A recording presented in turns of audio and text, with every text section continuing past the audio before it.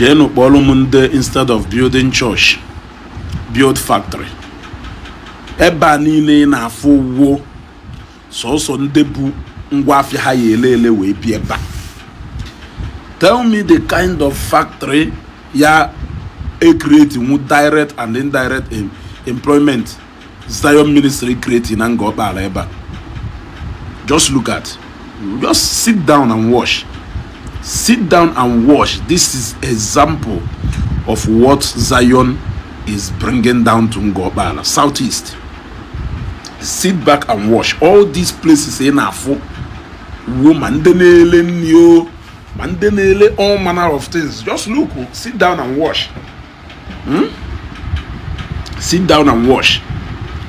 And of course, Zion Bada Etua Goya that to see on a daily basis. That is how come Ndenele Mamat, a lot of things Kahane lay that place. Look at how busy this road do. Nanye ba Ndenka ka undeka bu ife ni ha we bia bia. He butubo. Nanye ba ni ne na afo. Eba ni ne na afo. Eba ni ne na afo. We ife ka na ele. Look. Eba ni ne na afo. Eba unde na ele ife ka ya no kwa eba.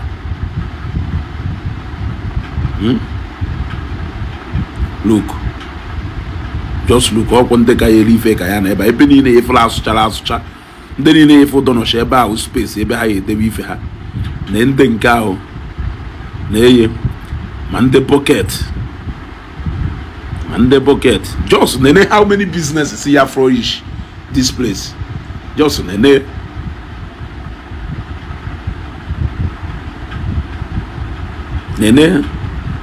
ka ndị nni nene ife niile chola da eba.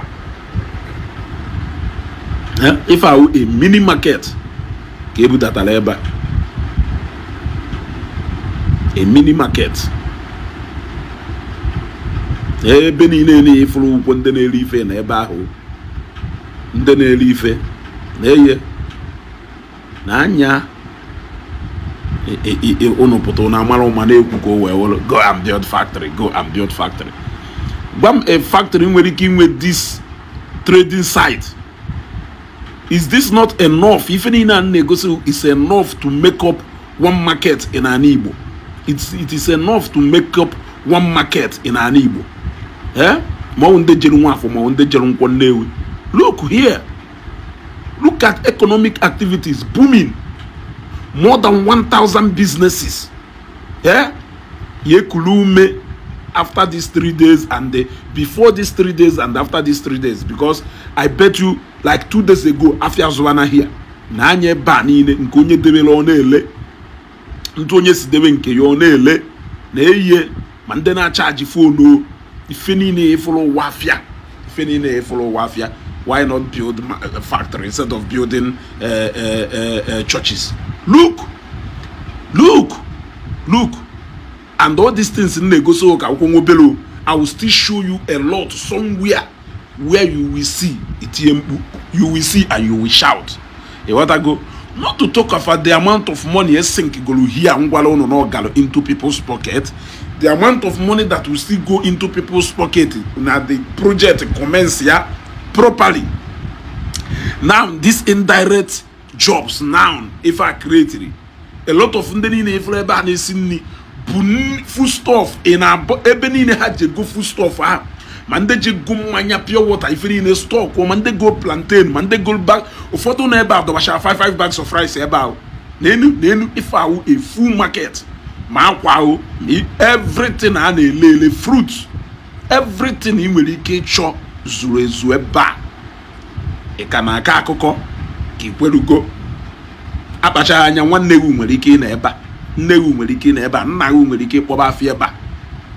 Ogo meriki poba fieba, ikuni beru, meriki poba fia here. Nani fene here.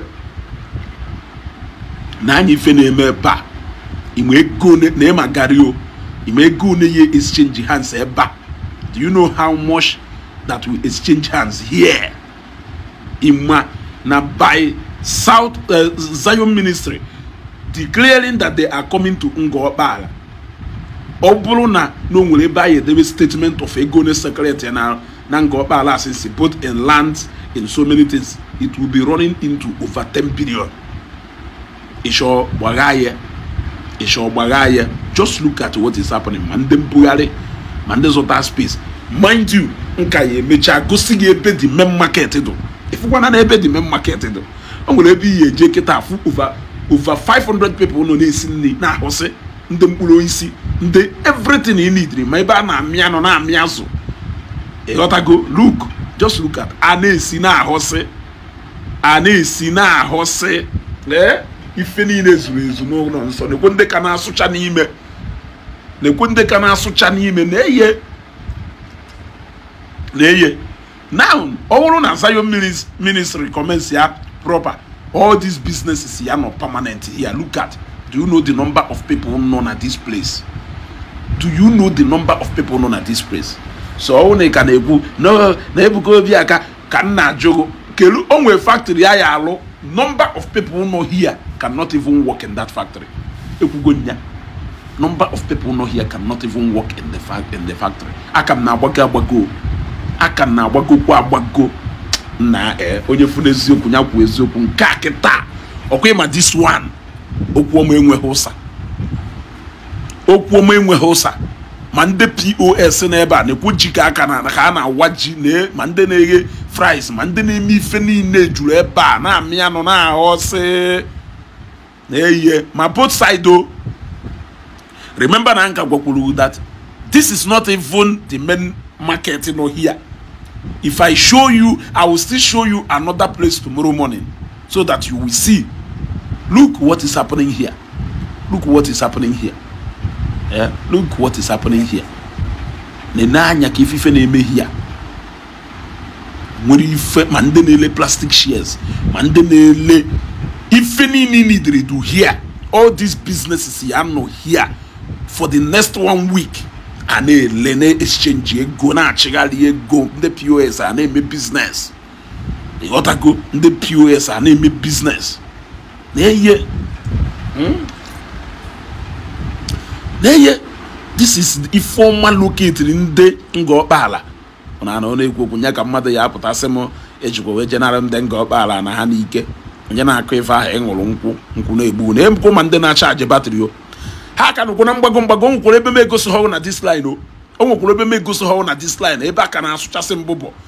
Ma ndị debere POS, ma ndị debere ebe a na charge phone ego brand new generator for that. Ma ndị agbagolu before that first building e follow before they never this video. They never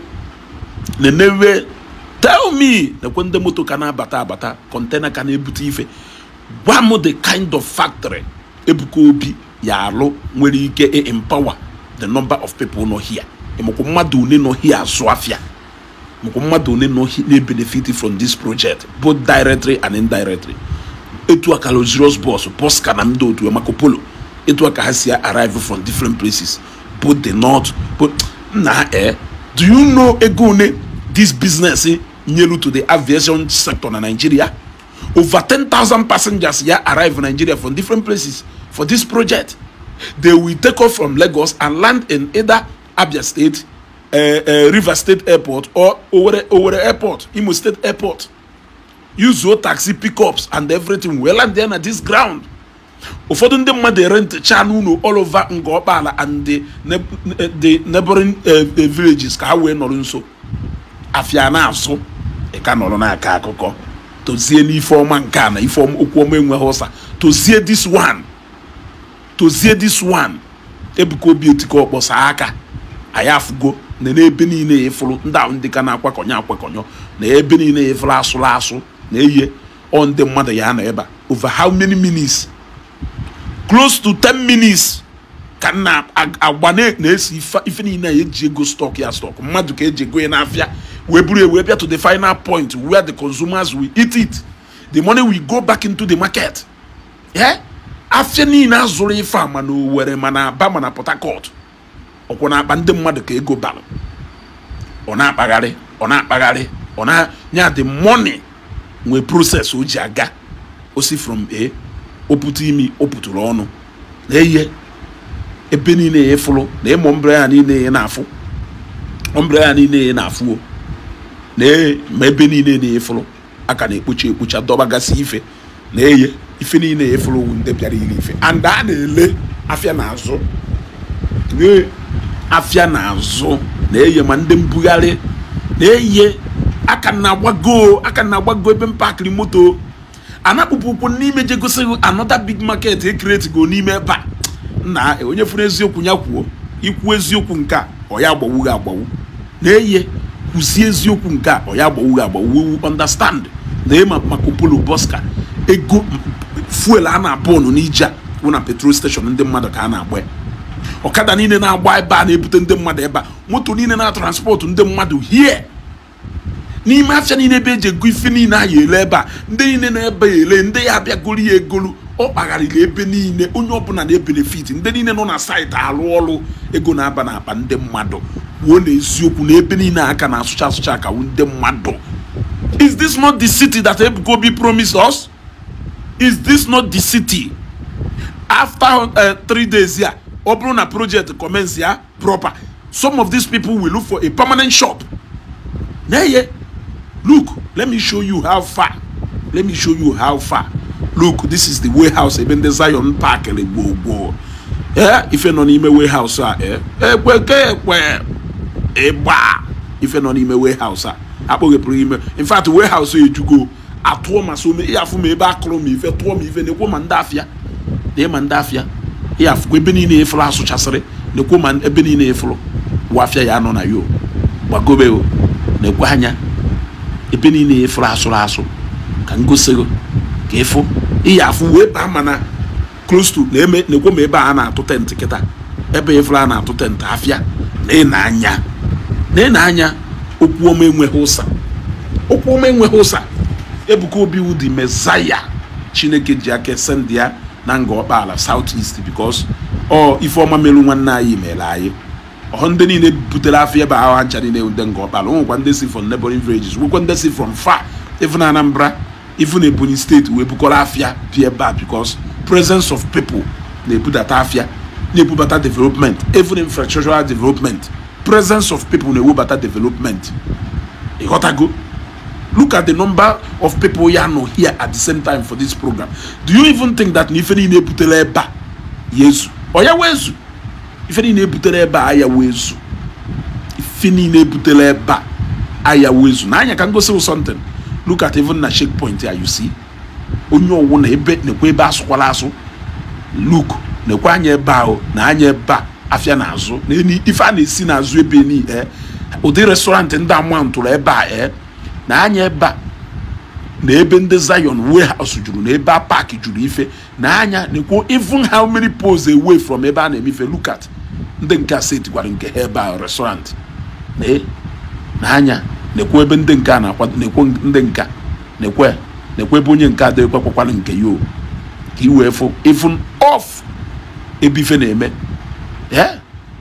nekwo nka nekwo ndị nka ndị otu Arọbụnagụ ma na-akpọkwara afịa n'ihu Arọbụnagụ achụpụghọwụ ndị mmadụ na eka nekwa ife akụrụ onye nọ n'okwu agwọ ha achụpụghọwụ ndị n'ebe a gwa ha pụọ ebe a ịghọtago na anya wụ n'eziokwu ụmụ ibe share this video